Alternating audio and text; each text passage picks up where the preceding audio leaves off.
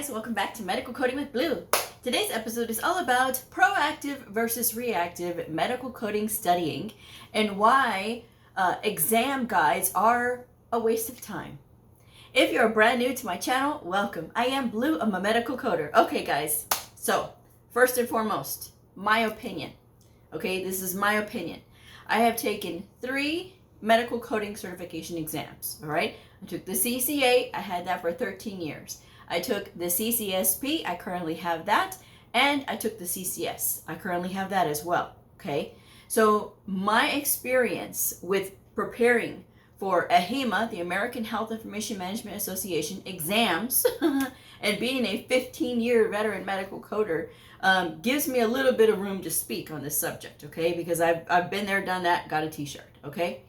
With that said, I want to talk today about reactive versus proactive medical coding studying, all right? Now, sometimes people will say, well, Blue, I'm sitting for the CCS and I got the CCS exam prep guide from AHIMA.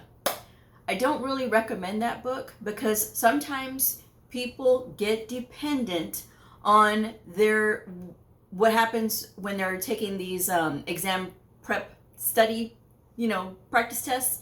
And they gives them a sense of complacency, especially if they do well, and they say, okay, well then I should be able to pass. And then they become disillusioned when they don't pass, okay? These exam prep guides, doesn't matter what exam prep guide it is for any medical coding certification exam, these are not the specific questions that are going to be on that test. Now, if you say, well, Blue, that's just common sense, why would that happen? Trust me, I've gotten a lot of angry letters from people who say that they purchased the study guide from AHIMA and none of those questions were on the test. Guys, they're not supposed to be. Because if they were, then anybody could pass these tests. There would be no real way to know if somebody is really understanding the material. And it's something as serious as medical billing and coding. We have to be sure that we understand and that we know. And that is why these exams are so protected, okay? So that's just something that you got to know right out of the gate. Now, the thing that I will say about proactive versus reactive. When you are preparing for your medical coding certification exam, whether it is the CCS, the gold standard of medical coding credentials, the CCA, the CCSP, or the CPC, any of these 4, the framework for studying stays the same. Although I will hear from people who say, well, Blue, I just don't know where to begin on how to study, all right? I've said it before, the main thing is that you're spending 20 hours per week. And that this time that you are spending preparing for your certification exam is going to augment what you've been doing the entire time that you have been in school. So if you've been studying 20 hours a week while you're in school and then you take another month to study another 20 hours per week, you are going to be ready, right? Because you've had plenty of practice. These tests are about recall and they are about applying what you know, okay? So for the most part, yes, there are some things that you do have to know, but there's going to be a lot of things that's going to be about recall. And how can you get to that point where you're going to be able to recall things? By being proactive when you study. If you're being reactive when it comes to medical coding studying, meaning that you're just purchasing the exam prep guide and you're only studying from that, you're wrong. And that's good. That's what's going to lead you down a road that you don't want to go down. Now, there are some people who are going to challenge me and say, oh no, Blue, I only purchased the exam prep guide and I was able to pass my test. That's you. But I guarantee you that you also augmented with some other stuff that you were doing, but you just want to say that that was the only thing that you did. And I know how these things go, but the books that I have recommended and the books that I will always recommend are in the description box below. And I still get the question, what books do you recommend? They're in the description box below, guys. But when you're studying for these medical coding certification exams, you need to work with the workbooks.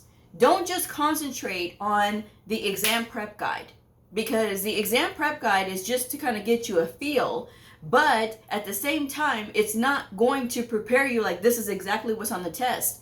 The workbooks won't either, but what the workbooks will do for you is give you that practice in looking up codes, and it will give you practice in applying critical thinking. That's what's important. because in the 2 books that I recommended, there's they're not all multiple choice, okay? So that's something that you have to know. But they do have the answers. So as you all know, I have recommended the ICD-10-CM and ICD-10-PCS Coding Handbook with the Answers by Nellie Leon Chizen. And that is from the American Hospital Association. That will cover your diagnosis coding and your inpatient procedures. If you are not testing, if your exam is an outpatient certification like the CCSP or the CPC, and you're not testing on that inpatient side, ICD-10 PCS, it is okay to skip those questions and just go with the diagnosis coding. That is totally fine because that will give you plenty of practice. Now, that CPC study guide, right? Yes, I know the exam prep guides and the CPC study guide is not the same. No, it's a little different, guys. That CPC study guide is fantastic for medical coders of any medical coding certification that you're sitting for, okay? Because it tests on CPT, and that with that CPT, that's we all use the same CPT code set, okay? So you can use a CPC study guide if you are sitting for an AHIMA credential exam. This is something that you got to know. But when you're thinking of how can I study and not be reactive by just diving only into the exam prep book for like AHIMA or the exam prep book for AAPC, what can I do? So what you can do is when you look at your calendar and the times that you are going to study, because you're going to incorporate those 20 hours in your very busy schedule. In your I work 40 hours a week and I have a family and kids, you're going to be able to squirrel in those 20 hours. It is possible, guys. I've done several videos on how to do it. But when you're doing that, you can alternate the days that you are studying, right? You can alternate. One day is the ICD-10-CM, ICD-10-PCS Coding Handbook with the Answers.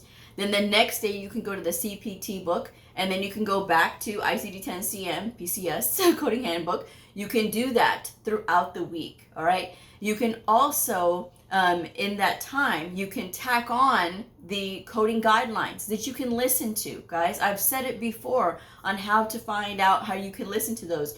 You download, you go through Microsoft Edge and you download the coding guidelines from CMS. That link is always in the description box below. And then that way you can listen because it has the read aloud feature. When you click on a word, it'll give you the ellipsis, the little 3 dots, and it'll give you that option where you can read aloud, okay? So do that so you can listen to the guidelines. And even though it doesn't make sense, and there's going to be a lot of questions that you may have, going and listening to them repeatedly is going to help you to be able to recall. Because you remember, that is the goal of these tests, is your ability to be able to recall. Now, you'll be able to have your books in there with you, all right? And so that way you can, go through those books and work with them, but you'll know where everything is if you repeatedly listen to it, okay? So that's a big, big part of being proactive versus being reactive. Somebody who's being reactive when they're trying to study medical coding is somebody that's going to cram in, oh, I did 8 hours in a day of studying, or I did 4 hours straight. And then, oh, Blue, well, I had a headache later. You earned that headache for studying for such a long time, because I guarantee you none of that stuff is going to stick. None of it. Because your brain turns off after 1 hour. After 1 hour of study, that's enough. So what you do is you take a break. And if you take a 15-minute break, you can get up, stretch, go to the bathroom, get a snack, and then come right back and, go back at it again for another half an hour, right? Another half an hour of study. And then you take another break, okay? Once you say, okay, well, I'm going to take a break now. So then you take another 15-minute break. And then when you come back from that 15-minute break, then you go at it for another hour. And now you got 2.5 hours that you've already done, because you did it that way. It's very easy to get the time in for something that you want to do. And if you do this slow and steady pace, the 20 hours over the 1 month that you're going to be studying for your exam after your program ends, or even up to 3 months, right? If you do this consistently, that's going to be a proactive approach to studying. Because again, you're going to be able to go in there, relax, because you haven't been rushing to study. You're not putting yourself under those time constraints of, oh, I gotta hurry up and study. Oh, I've gotta hurry up and do this. Or listening to people around you who say, oh, well, you'll learn it on the job. You'll learn it on the job. Just pass a test. No, guys, don't do that. Don't do that, because that's setting yourself up to fail. Because guess what happens when you take the certification exam? And let's just say that you barely passed it by the skin of your teeth. Okay, you barely passed it. So then you're out there, you're applying for jobs. Well, guess what? These employers are going to give you an assessment test. They're going to be testing you on your knowledge. And if you can't pass those, you're not getting hired. You're not. And again, it goes back to being proactive when you're studying. If you say, well, Blue, medical terminology is just a big bear. I'm struggling with it. There are channels on YouTube that you can listen to when you're driving in the car, or when you're out there with your kids, or when you're cooking. You can listen to those videos, because just having that in the background is putting that information in. And we don't have to necessarily sit there with that in front of our face all the time. But if we incorporate it in little bits, it is going to add up. If you have time to be on TikTok or Instagram or Facebook or any of these things, which I know a lot of you are, if you have time to be on that, you have time to study. There is no excuse, none. If you want to be confident, if you want to be ready for these tests, it is just a little bit of time that you have to be so intense with studying, okay? And just enough to where you can get yourself familiar with everything. You can get yourself familiar with the diagnosis coding and the procedure coding, and then working through the scenarios and working through those workbooks, okay? Because a lot of people get those workbooks and then they just sit there, and then they want to cram with these exam prep guides, and then they don't know, and they're devastated when they fail. I want y'all to be successful. I want y'all to get out there and really be able to understand what you're doing, and not just take a test, but really understand. And how do you do that? By working through the workbooks. Get the first workbook and work on it on Monday. Get the second workbook and work on it on Tuesday. And then go back to the first workbook on Wednesday. Go back to the second workbook on Thursday. And then Friday, that can be just a culmination of things. You know, it could be an hour or so of this book or that book.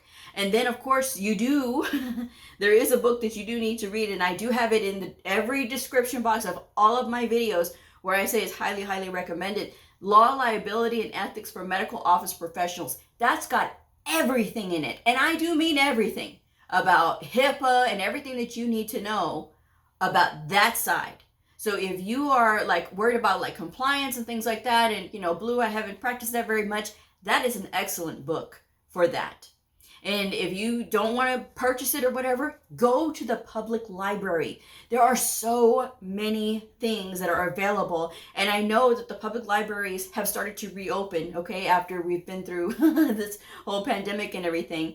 But they are open again. Even for me in my town, the public library is open.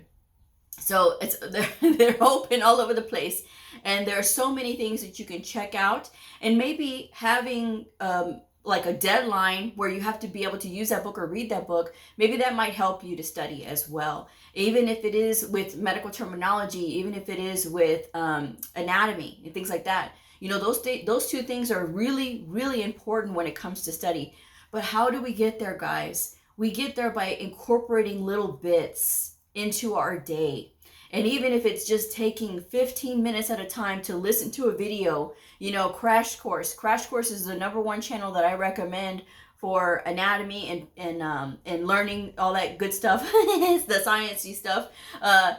It's a great channel, and people have told me, well, Blue, rah, rah, rah. Okay, guys, don't complain to me, because I love that channel, and that channel helped me to learn, okay? So that's where I would say, and they're 10-minute videos or 15-minute videos, some are 8 minutes. And so it's enough for you to be able to incorporate into your day. But you have to be able to do that on a consistent basis so that you can be proactive with your studies and not reactive, like these people scrambling, trying to pass a test that they may have a very slim chance of passing. Okay? You don't want to have to keep paying to take these tests, guys. There's no reason for it when you have the blueprint of what to do, which is when you are studying, this is how you start. You go with your ICD-10-CM and PCS coding book first, right? Then you work through your CPC study guide, and then you go back to that one. But in the meantime, you go through and you're also incorporating listening to the guidelines or even reading the guidelines, right? You can also go through your books. Now, I know this is going to be backwards. Don't complain. Don't complain. But this is the ICD-10 PCS. If you are sitting for the CCA or the CCS, in the back in Appendix M, like in Mary, there are lists of hundreds of procedures that you should be going through every single week as well. You should be working through that list, because by the time you finish that whole list of all of those procedures, you'll be more confident working with the PCS book. I know, because that's what I did when I practiced and when I sat for my CCS exam. I had to go through that because I have never worked on the inpatient side ever. So I've only worked in the outpatient setting, even with my CCA, even though the CCA says I could code on the inpatient side. My job has always been on the outpatient side. So I knew I really had to dig my heels in and get in there. Being proactive, I went through this entire book, and Optum is fantastic for that. I love Optum. It's not an ad for Optum, but I will always recommend them. But also, right, take your ICD-10-CM book. If you have the one from Optum, if you don't, I highly recommend that you order yours from Optum, okay? Before every chapter, there is it's like an explanation before every single chapter. They have scenarios, and they have the answers, and they have the explanation as to why. Cover up those explanations, look up the answers, look up the codes yourself.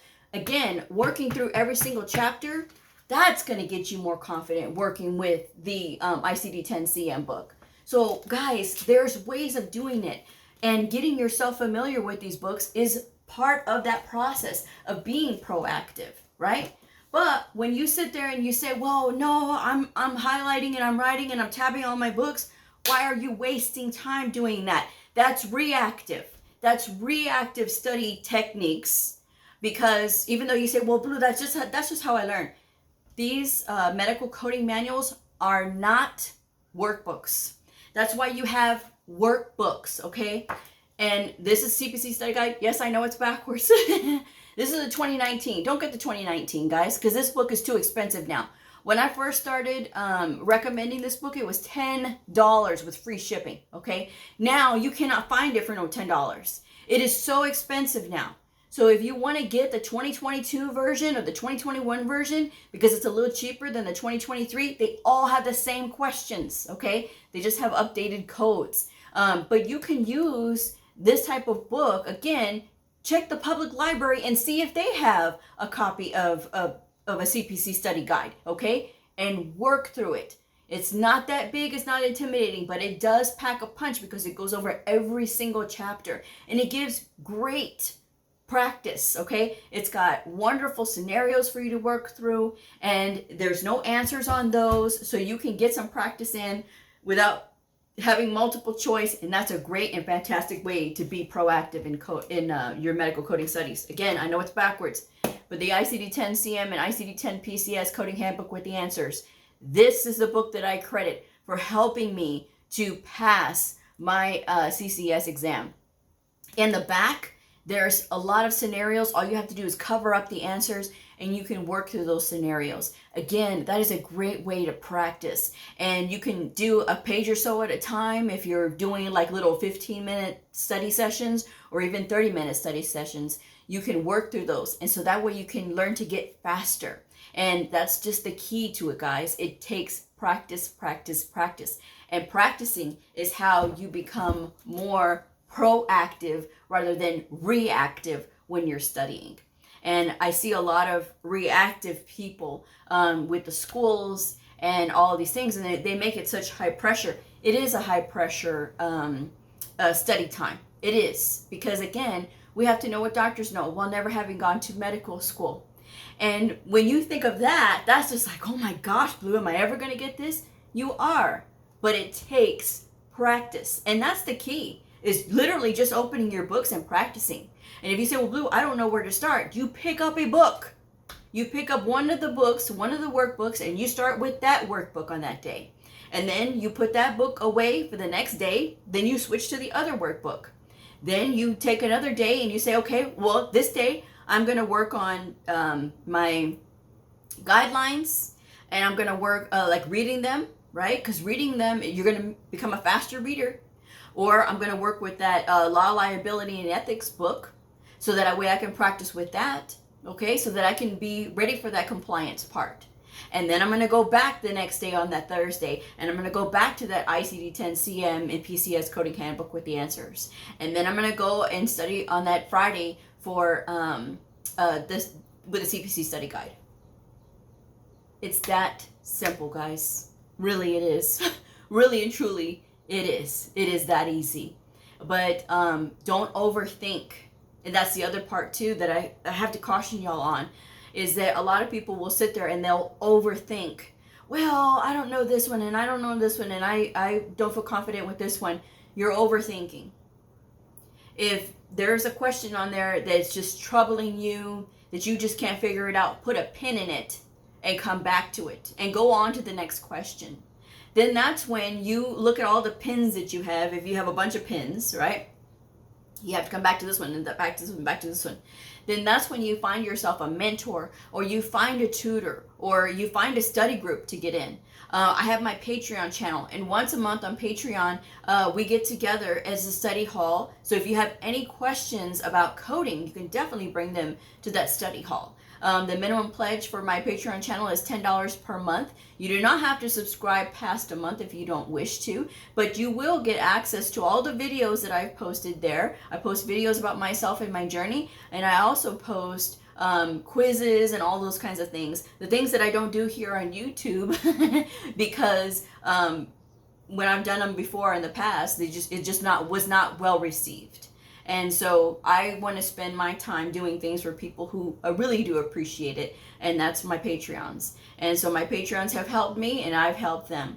So if you're interested, the link for my Patreon channel is in the description box below. Again, it's a lot like YouTube, but there's a lot of fun things there. I do puzzles and crosswords and all kinds of things. But the study hall for Patreon, if you're a subscriber on Patreon, will be on the 20th this month of July 2023. It will be at 4 p.m. Pacific Standard Time, 6 p.m. Central Standard Time, and 7 p.m. Eastern Standard Time.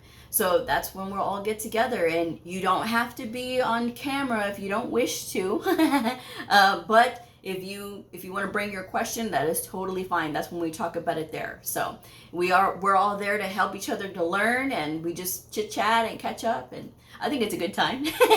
But anyway, that's my video for today. So hopefully this helps you to learn more ways to be more proactive with your study than reactive. Guys, again, it is just a little speck of time that you're going to be like this. Aim for those 20 hours per week so that you can be more confident strolling in to that exam room. And it doesn't matter if you have test anxiety. If you are studying sufficiently enough like that at 20 hours per week, you are going to be very confident going in there, and you won't have to worry about your test anxiety. Because while test anxiety does affect some people, it's like a legitimate reaction that their body has. For some, it's that they're telling themselves that they have that, and it's really not the case. It was poor preparation on their part that made them so nervous. Don't be that person who's poorly prepared. Make yourself be proactive with your studies and be prepared so that by the time you sit in for your exam, you'll be walking out of there with your credential. I'm just saying. So with that said, if this video helped you, please like, subscribe, and share, and I'll see y'all next time. Bye.